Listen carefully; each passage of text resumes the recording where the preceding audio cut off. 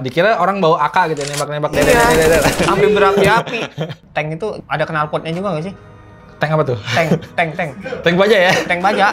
Itu kan anti api tuh.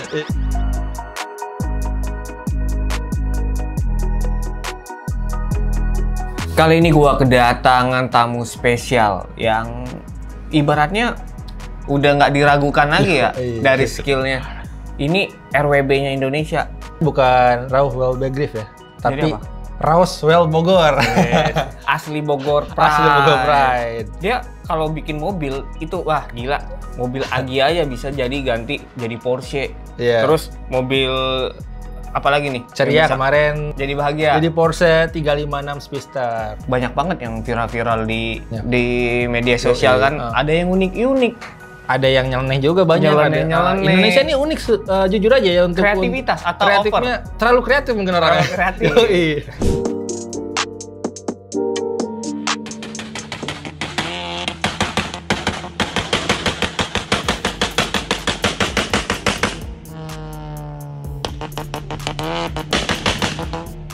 Tuh, bayangin kelip-kelip, duk. Itu kayak lagi mau perang. Sebutannya apa namanya? Baraka tak-tak ya? Iya, baraka tak-tak. Iya gak sih?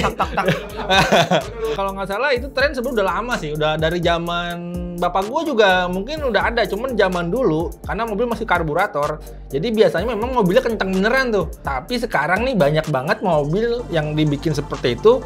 Memang ada yang sebagian kencang, ada yang memang cuman variasi nih. Gua kira ya, gua waktu itu lagi nongkrong sama temen, dok, gua kira ada perang. Yeah. Wah, perang bakal nyampe ke sini juga. Ternyata mobil. Mobil LCGC. Ya? Dikira orang bawa AK gitu, nembak-nembak dede. Sampai berapi-api. Menurut gua beratak-tak itu kan sama aja dengan polusi suara. Emang naikin performance buat ganti-ganti knalpot yang kayak di video tadi tuh. Sebenarnya mobil beneran yang memang kenceng itu, mereka itu keluar yang namanya berakatak-tak itu kan karena waktu high rev ya, biasanya kan karena memang engine-nya performa udah naik, jadi dia pakai muffler pun memang udah racing. Pada contohnya lo bisa lihat kalau di event drifting biasanya, yang mesinnya RB25 atau apapun itu udah bawaan mesin kenceng lah, tapi mobil-mobil LCGC ini, dalam tanda kutip, ada yang memang diakalin biar bisa auto flame, karena mereka biasanya main pakai piggyback lah atau apa, atau pakai busi kan biasanya kan. Kalau pakai busi itu ada alatnya. Iya, itu biasanya remote, setahu gua. Namanya Dragon Flame yang bisa keluar warna hijau, biru. Itu karena memang mobilnya nggak kenceng. Jadi biar keluar api, otomatis kan nggak bisa dong, mesinnya nggak mumpuni. Akhirnya pakailah alat itu.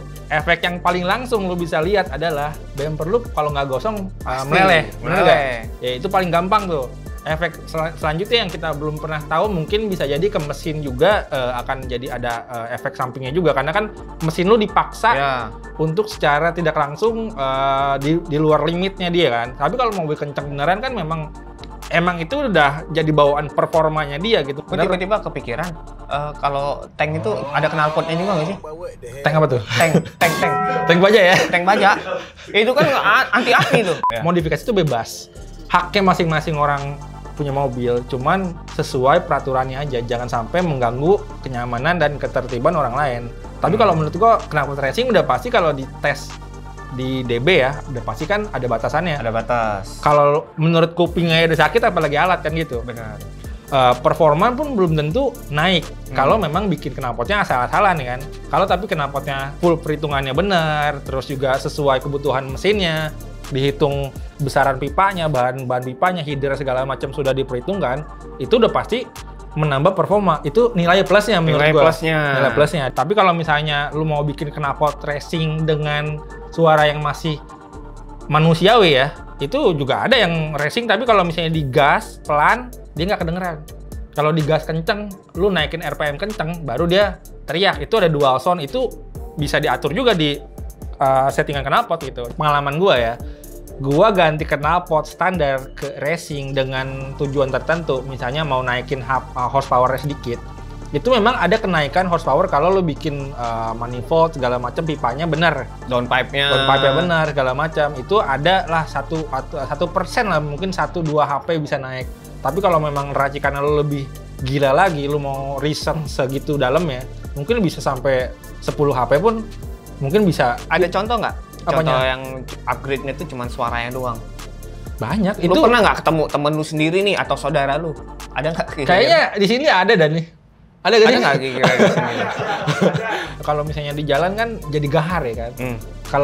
Kalau misalnya lu kejar sama mobil yang lain sebenarnya yang powernya lebih besar tapi knalpotnya standar bisa jadi kalah. Tapi menurut lu ada tips nggak? Kalau misalkan yang sebenarnya tuh knalpot tuh dibikin proper tuh yang seperti apa sih? Kalau gue ya, buat gue ya, Iya. bikin knalpot itu kalau memang mobil lu pakai harian, cuman 2. Salah satunya pertama ini lu pakai Valvetronic, itu udah paling bener deh menurut gua. Jadi nggak ganggu kalau lu nggak mau dipakai tuh knalpotnya, suaranya kan. Yang kedua lu bikin pipe-nya memang biasanya dual sound. Bawahnya adem, atasnya berisik. Kalau lu mau lari-lari, suaranya baru keluar. Tapi kalau lu RPM bawah dia nggak kedengeran sama sekali. Itu biasanya banyak. Nah itu menurut gua better daripada lu bikin free flow.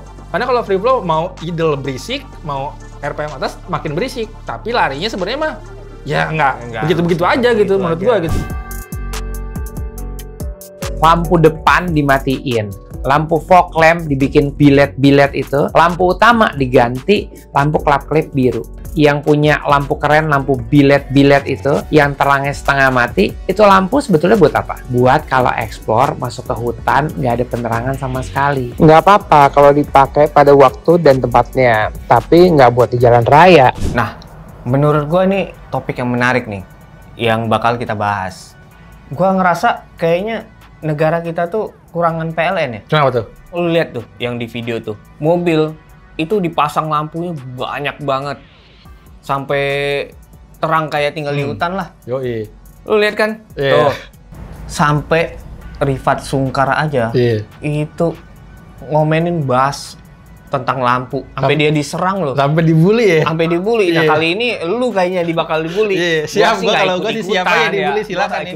Udah biasa nih di TikTok dibully. Ya tapi kan pro kontra. Ya. Mungkin ada yang salah mencerna apa yang Bang Rifat jelaskan sebenarnya. Gue juga nonton videonya tuh. Mungkin ada beberapa netizen yang langsung menyimpulkan lampu itu kan juga salah satu aspek di kendaraan roda 4 ya kan. Tapi kan emang lampu di pabrikan itu udah disetting sesuai standarnya. Dia ada tolak ukurnya, ketinggiannya. Kalau misalnya kayak mobil tua ya, mobil tua bayangin aja lampunya dibuat tahun 50-60 yang emang ya seadanya gitu. Istilah kata yang penting nyala doang, terang boro-boro kan gitu. Ya. Mungkin kepake karena fungsinya di mobil tua sangat benar-benar bermanfaat. Mungkin zaman dulu mobil nggak terlalu gelap karena kan pengaruh sama reflektornya juga.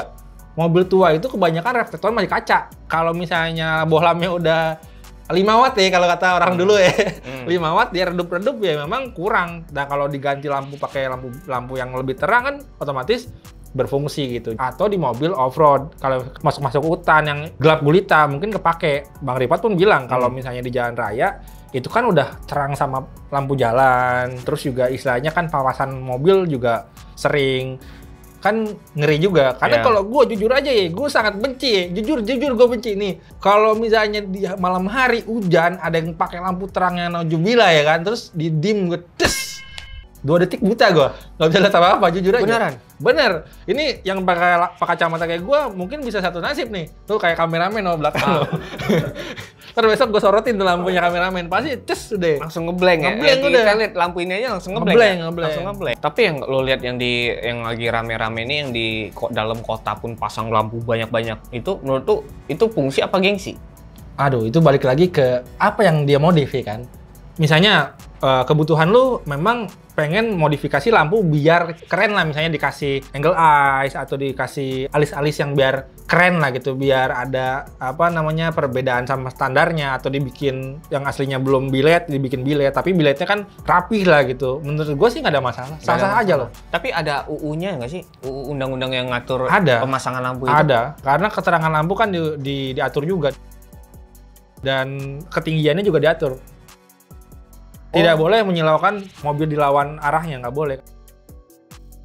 Sampai semasif ini ya sekarang ya? Itu balik lagi trennya. Sekarang kan lagi trennya lampu-lampu bilet, lampu-lampu laser, lampu-lampu apapun itu yang dibikin lebih keren daripada standarnya. Menurut gua kalau mobil bawaan pabrik yang modern, lampunya sudah cukup mumpuni untuk iya kebutuhan sekarang. Tapi kalau mobil baru kan kadang-kala cuman variasi doang. Lampu-lampu modifikasi ini udah cuman di mobil doang. Motor pun juga udah diganti semua nih, rata-rata ikut tren yang sama. Jadi sebenarnya sisi positifnya menurut gua itu mengembangkan market dan industri kreatifnya berkembang. Modifikator nih jadi punya, nih ada menu baru sekarang nih di bengkel kita, bikin lampu bilet. Tapi kan harusnya kan ada fungsinya masing-masing kan. Termasuk warna pun Warna ada fungsinya ada. kan. Warna kuning, Iya putih. betul. Nggak mungkin kan lu pasang lampu merah di depan kan? Karena gue pernah lo ngelihat mobil lampu merah di depan. Waktu gue dari arah, kok yang merahnya maju gitu kan? Apa mau nabrak gue kan gitu mundur ya? Ternyata mobilnya depannya. Itu aja sudah tidak sesuai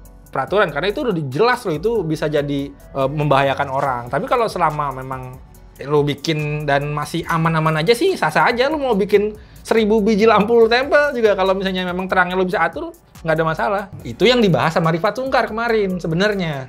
Yang orang nggak salah sangka. Bukannya melarang loh, tidak melarang. Kan dia juga udah pakai, dia kan off-roader juga. Soalnya keburu emosi duluan. Atau dipotong-potong nih video ini ntar nih, Iya. woy. Kalau dipotong bahaya nih, woi.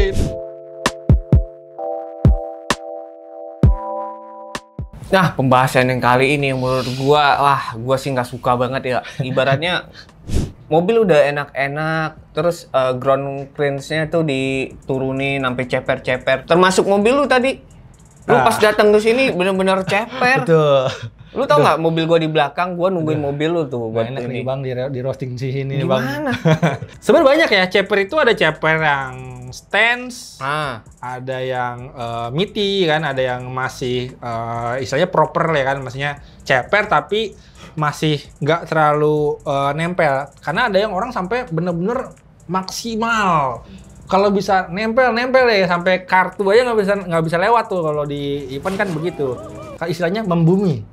Oh, Biar lu nya down to earth, biar apa? Nggak sombong. Bener. Kalau kata anak-anak ceperis ya, kalau di atas 2 jari itu malu. Kan enak yang 1 jari. Bener sih. Dan sebenarnya fungsi nyeperin mobil tuh apa sih?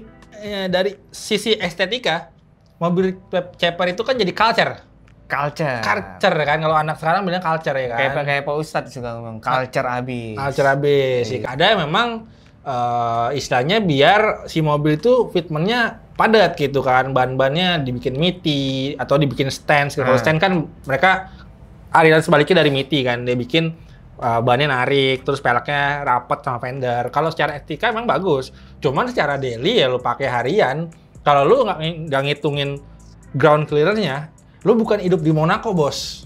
Lu hidupnya di Indonesia. Benderanya memang sama-sama merah putih, Gos. Tapi kalau di sini, lu lihat jalannya. Istilahnya kalau di Indonesia, lu jalan di depan komplek lu banyak tanggul nih, kan? Banyak tanggul. Polisi Tergantung tidur. kompleknya. Di jalan kampung kayak rumah gue ya kan. Masuk-masuk gang terus tiba-tiba nanti ketemu tanggulan dikit nyangkut. Mobil udah berisik terus udah gitu mobilnya nyangkut pula kan, bikin susah. Datengin RT buat ngedorong mobil lu doang, itu kan bikin susah orang, bener gak? Benar. Ya, Cuman dari segi performance naikin nggak itu? Kalau misalnya mobil diceperin, jelas. entah itu airflow-nya itu atau sangat apa. setuju gue. Diceperin itu nambah handling. Karena mobil itu downforce-nya makin turun. Karena kan kalau mobil tinggi lu gua pakai belok mendadak terbalik lu besok ya kan. Kalau Pajero lu pakai kayak gitu, kalau standar lu siap-siap aja kalau nggak terbang, kalau enggak ya terbalik udah. Kebalik. Nah, kalau yang mau nyaman sebenarnya kan ada banyak opsinya. Lu bisa pakai airshaft, ya kan? Lu bisa pakai air cup, atau lu bisa pakai minimal coilover lah. Kalau lu misalnya mau ya tinggiin, tinggal lu putar gitu kan. Cuman kalau misalnya lu static, ya itu udah nasib lu ya. Nah sebenarnya tuh ada nggak sih regulasi ininya? Boleh nggak mobil ceper apa sampai seberapa? Kalau ikut peraturan modifikasi, kalau gue baca itu sebenarnya ada. Bukan spesifik ke potongnya sih, lebih ke jarak roda, ground clearance itu memang ada. Terus yang menurut lo kalau misalkan yang ceper yang potong per itu gimana? Rekomen nggak? Ya, potong dikit. Potong dikit. Tapi banyak. Potong, iya. Lama-lama ambles ya. Ambles, abis ya kan. Kalau dipotong juga, kalau misalnya lu potong tanpa hitungan, memang ceper hari itu aja. Tapi lama-lama kan tuh dia bakal mobil punya beban tuh. Kalau nggak gasruk ya nyangkut udah. Yang ideal tuh seperti apa nyeperin mobil? Yang bisa enak buat daily, kontes, balap, atau bisa nggak sehari-hari udah ukurannya segini, jadi bisa buat daily iya, balap juga enak. Itu ada namanya proper modification kalau kata orang. Gue perlu nih, gue mau belajar Juga. nih. Mobil Kalau gua harus kata kayak gitu. siapa Raoul Waldegrave asik. Itu siapa tuh? Orang sono Jepang, bukan gua kan orang Bogor, jadi namanya RWB-nya Rakitan Warga Bogor. Nah, itu kan proper. Jadi enak dilihat mata, enak dipakai, tapi sesuai seleranya gitu, ceper atau enggak cingkrang lah istilahnya. Tapi itu ada hitungannya, semuanya ada hitungannya. Namanya ban itu jalan itu kan mereka tuh ban ada traveling ya, ada traveling areanya kan. Itu traveling itu dia nanti dia jalan-jalan gitu, si ban itu jalan-jalan ke Bali. Tapi kalau BMW kan dia ceper belakang otomatis chamber. Semua mobil yang punya sistem suspensi independen pasti, kecuali masih pakai solid axle. Kalau ceper kanan kirinya ngangkat. Kalau mobil yang independen kiri kanannya gerak sendiri udah pasti dia masuk dalam. Cuman kan gini, ada toleransinya, dia semana masuknya kan. Kalau misalnya lu pas jalan jelek bener-bener ceper banget, nggak ada ruang sama sekali atau nggak ada travelnya si shock itu, ya udah pasti mentok sama fender lu, lama-lama balik lagi. Ban habis dan cepet nyumbangin bengkel. Iya. Jadi lu di jalan pun masih nyaman. Ya kalau palingan juga biasanya gesrek-gesrek dikit aja gitu. Gesrek dikit. Gesrek tipis gitu. Oke. Kita tunggu karya dia dan nanti kita bakal spill di Black Experience. Jangan lupa like, comment, dan subscribe Black Experience.